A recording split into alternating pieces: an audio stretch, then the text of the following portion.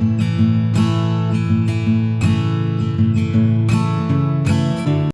The lord. ఈరోజు వాక్య ధ్యానాంశంగా మత్తయి సువార్త 12వ అధ్యాయం 12వ వచనం చదువుకుందాం. గొర్రె కంటే మనిషి ఎంతో శ్రేష్ఠుడు కాబట్టి విశ్రాంతి దినమున మేలు చేయుట ధర్మమే అని చెప్పాను. విశ్రాంతి దినమున ధర్మము చేయమంటున్నాడు, మేలు చేయమంటున్నాడు.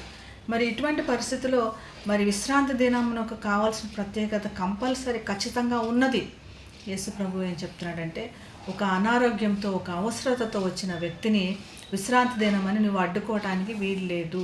పూజ చేయగలిగిన వాడు, అవసరతలో ఉన్నవాడు, ఆపదలో ఉన్నవాడు దేవుని దగ్గరికి వచ్చాడు. మరి ఇటువంటి వాడికి స్వస్థత లేదా దేవుని యొక్క భాగ్యం తప్పకుండా అందవలసినదే అని దేవుని వాక్యం ఖచ్చితంగా చెప్పబడుతుంది.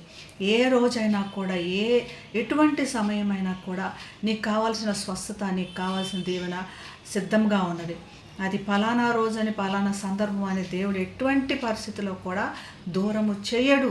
అటువంటి గొప్ప దేవుడు మన దేవుడు. ఏదో ఒక వారం రోజు, ఏదో ఒక పలానా రోజు మాత్రమే నీకు స్వస్థతలు దొరుకుతాయి అన్నది అపోహ, అది తప్పు.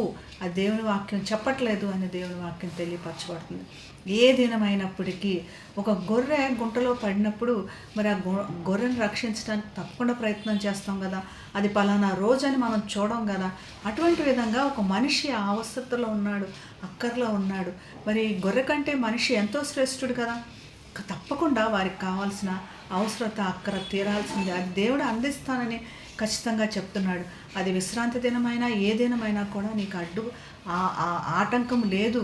దేవుని దీవెనలు ప్రతిదినము సమృద్ధిగా ఉన్నాయని, దేవుని కరుణ, ప్రేమ, దయ, జాలి అందరి కోసం, ప్రతి ఒక్కరి కోసం, మరియు ప్రతిరోజు ప్రతి సమయంలో కూడా ఊచ చేయగలిగిన వాడు కూడా మరి ఊచ చేయగలిగినట్లుగా దేవుని దగ్గరికి వచ్చి విజ్ఞాపన చేసినప్పుడు వెంటనే వెంటనే నీ చెయ్యి చాపు అనగానే స్వస్థత అందుకున్నాడు.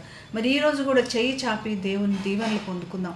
దేవునికి వెంటనే చెయ్యి చాపు అన్నట్లుగా వెంటనే మనం అందరం దీవెనలు పొందుకొని మరి మనకు కావలసినటువంటి దేవుని కృపను పొందుకోవడానికి దేవుడు మనకు సహాయం చేయందాక ప్రార్థన చేసుకుందాం.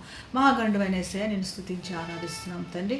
మరి ప్రతి దినము కూడా మాకు కావాల్సిన ప్రత్యేకమైన దీవెనలు సిద్ధంగా ఉంచినందుకు నీకు కృతజ్ఞతలు ప్రభా. మరి ఏ సమయము ఏ దినము కూడా మాకు అడ్డము రాదు. ప్రతి దినము నీ దీవెనలు మా కోసం సిద్ధంగా ఉంచినందుకు నీకు కృతజ్ఞతలు.